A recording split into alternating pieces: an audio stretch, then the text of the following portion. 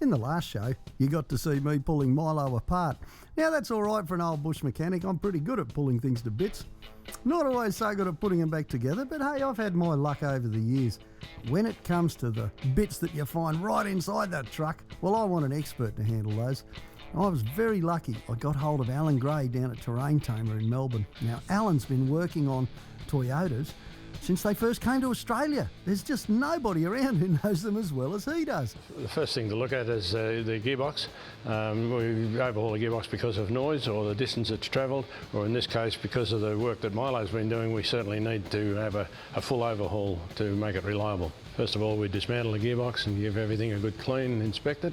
We'd certainly replace the bearings, seals, all the gaskets, have a good look at the synchro cones, and get it back so as Milo can be back as good as new.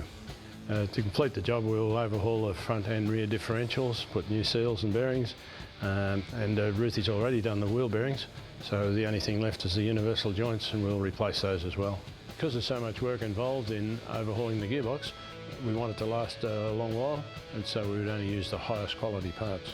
Now that's something I've known for a long time. Quality components are just cheap insurance, especially here in Australia where it can cost you thousands of dollars to get recovered from somewhere because a cheap part lets you down. These Koyo bearings that come in the Terrain Tamer kit, guess what? They come from exactly the same factory, the same assembly line as Toyota genuine bits. Now what do you want to pay your money for, the package or the part? And I guess it's much the same with all the other components too. When you buy something with the Terrain Tamer label on it, you're guaranteed good quality, but you're also guaranteed that it's been put together by people who understand the vehicles, which means you get all the circlips, every little hose, it all comes in one package, you get the whole lot. You've only got to ask for one thing, and that really helps with a lot of people like me. I can tell you, we need all the help we can get. When it comes to the filter kits, same deal. You ask for one part, you get all the filters you need to do the job. It's the same right across the Terrain Tamer range, whether it's belts or pads or whatever it is. And each time you then have the bits you've just taken off, providing they're okay, as spares. I've used heaps of Terrain Tamer components over the years, and you've seen the results. Milo's always come home. Even when the engine died, she made it home. It doesn't get any better than that, folks. It really doesn't.